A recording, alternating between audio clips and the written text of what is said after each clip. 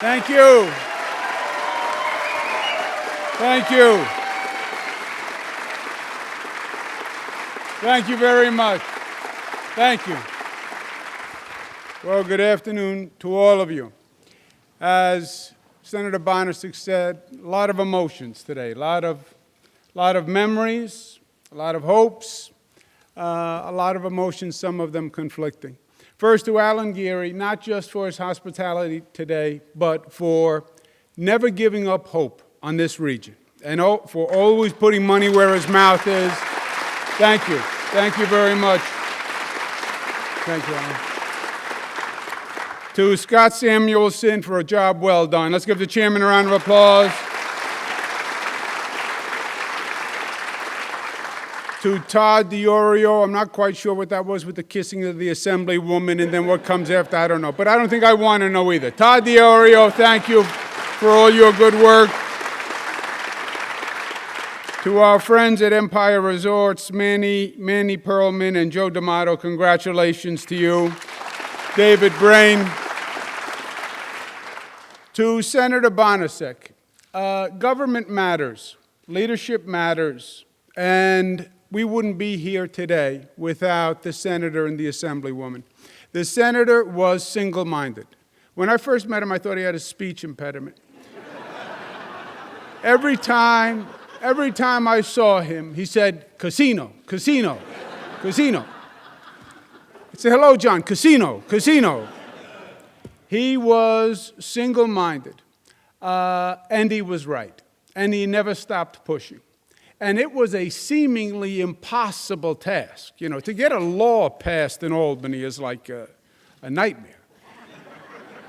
To get a constitutional amendment passed, and then get it on the ballot, and then get it passed, and something as difficult as casinos was almost impossible. But you would sit with John, and he'd be so enthusiastic and so positive, and his hands are going, and his face is going, and his eyes are going.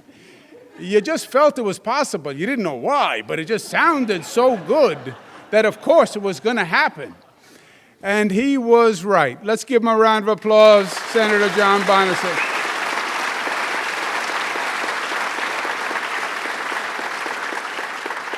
And to Aileen Gunther, she doesn't kiss me like that, and I even know her name, and she doesn't kiss me like that. So,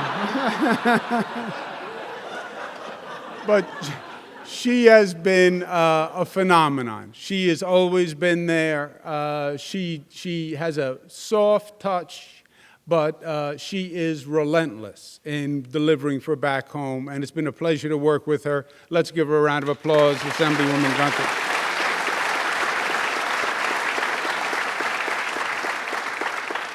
They said this is a long story, and it was a long story. I remember as a kid coming to Sullivan County with my father. My father would run for office, and when you ran for office in New York City, you came in the summers to the Catskills because there were so many people from New York City in the Catskills that you would come and campaign, literally, in the Catskills, and talk about the glory days of the Catskills.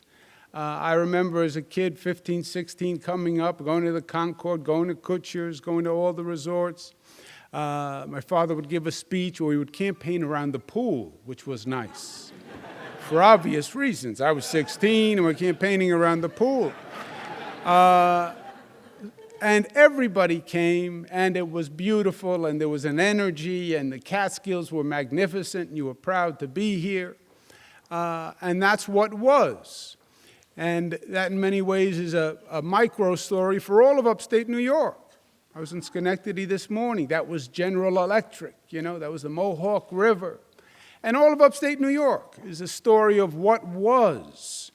Great manufacturing capital. IBM was there. Kodak was there. Buffalo had steel plants that were there. But that economy changed, and that economy moved, just like the resort community changed here. And then we went through that long, dry period, trying to figure out what was next. Okay, so that economy is gone, but where do we go? What's tomorrow? And too much of the conversation and too many of the stories were about yesterday and the history of what we used to be. But nobody was talking about what we can be. And the state of New York itself wasn't being of help. Albany wasn't being of help. In truth, the state government wasn't focused enough on upstate New York and the Hudson Valley. Everything was downstate New York focused, I believe that. State government was creating its own problems. It was raising taxes year after year after year after year. You can't keep raising taxes. You can't torture people in business. They're smart. They will leave. They're more mobile than ever before. And you become the highest tax state in the nation. You know what they say? Goodbye. And we saw young people leave, and we saw businesses leave. But 4 years ago, we took a 180-degree turn in the state government. We said, we get it. We get it. We call it New York is open for business. We get that we want to partner with business because it's about jobs. It's about economic development. Nothing works without jobs. You want to have opportunity for young people to stay. You want to have a tax base so the local government can afford the services. It's about the economy, and it's about jobs. And it's about having a state that understands that and welcomes them. We started by getting the taxes down. And we did get the taxes down. We have the lowest middle-class tax rate in 60 years. Lowest corporate tax rate in 50 years. Lowest manufacturing tax in over 100 years. Businesses got this, and they understood that it was a different day. And we said, now we're going to put it into high gear and develop affirmative strategies to get jobs back. And we're going to do it region by region, because we talk about upstate and downstate. There is no upstate. Who lives in upstate? Anybody here live in upstate? There is no upstate. There is Western New York. There's the North Country, there's the Capital District, there's the Mid-Hudson, there's the Lower Hudson, but there is no upstate. And if you want to develop the economy, you have to do it region by region. And that's what we've been doing. Regional Economic Development Councils. You have a great one here, the Mid-Hudson, REDC we call it, coming up with a plan for the Mid-Hudson, and investing more than ever before in upstate New York. The state government today invests more than ever before in upstate New York. And we wanted to build on.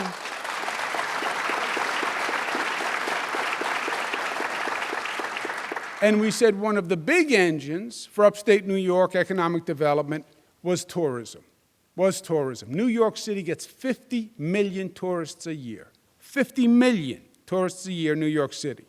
Let's get some of those tourists to come north. Right?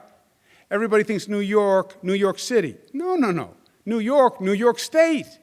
And yes, we have a great city in New York City, but we have a lot more than that. We have the Hudson Valley. We have Niagara Falls. We have the Adirondacks. We have the Catskills. You want to see New York, but all of it. Don't come from Europe and just see New York City. Come north. So we invested very heavily in the I Love New York campaign and the I Love New York ads. And if you want tourism, you know what you need? A destination. You need a place for people to go. You need tourism destinations. And we didn't have them. And then I remember John Bonasek. Casinos. And we put the two things together. And we said casinos, but not just casinos. Casinos as an element of a larger resort destination to bring people, bring families for a weekend, for a week. And that is really an economic development generator. And John is right, not just for Sullivan County. This is so big, it is so massive, that it will create spin-off businesses. It can generate an entire region on the theme and the essence of what the region was to begin with. And we also did it smart. We said only 4 in the state. Why? Because we didn't want to compete with each other. Only 4 casinos in the state. They didn't even do 4, they wound up doing 3 in this state. Even better from my point of view. So there's no chance that they compete with each other. And then we said something else. None in New York City. Why? Because for once, it was about upstate New York. It wasn't about New York City. And we want to use that New York City market and capture it and bring it upstate. So now what we're saying is,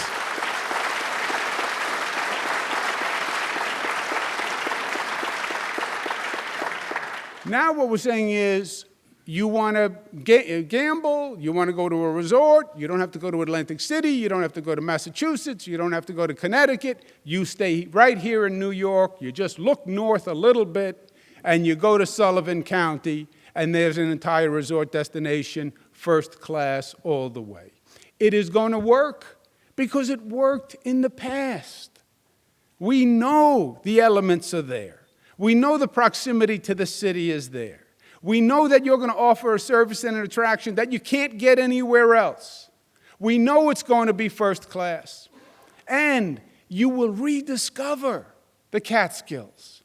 And a whole generation of people who never came north, they were always going east. A whole generation of people can be reintroduced to quote-unquote upstate New York, which technically starts above the Bronx. You step out of the Bronx, you're in upstate New York. And they're going to come to the Catskills, and they're going to see the Catskills, and they're going to love them, and they're going to want to buy a second home, and they're going to want to move, and they're going to want a vacation. Just seeing it. We just have to expose what we had. It's what made us once. It will be what makes us again.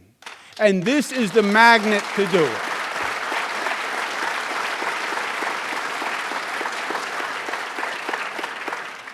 Last 2 points, and they're the lessons of life.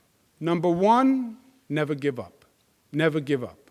This was a 30-year fight to do what was obviously needed to be done. And you're right, 30 years ago, we've been talking about this. It was the obvious sequel, was to have a casino, have a gaming resort, to give a second life to the Catskills. It was obvious.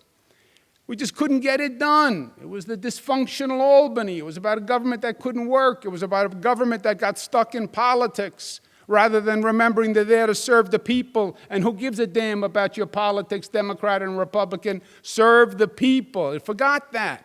But 30 years you had to fight to get this done. Never give up, never give up. And victory goes to those with the stamina to run the race, and you ran the race. That's the first lesson. The second lesson is you design and determine your own destiny. You know who won? Not John Bonasek, not Aileen Gunther, not Andrew Cuomo. The people of Sullivan County won because you came up with the best product, and you deserve to win, and you made that happen. So congratulations to you. I'm looking forward to coming back and breaking ground. Thank you. God bless you.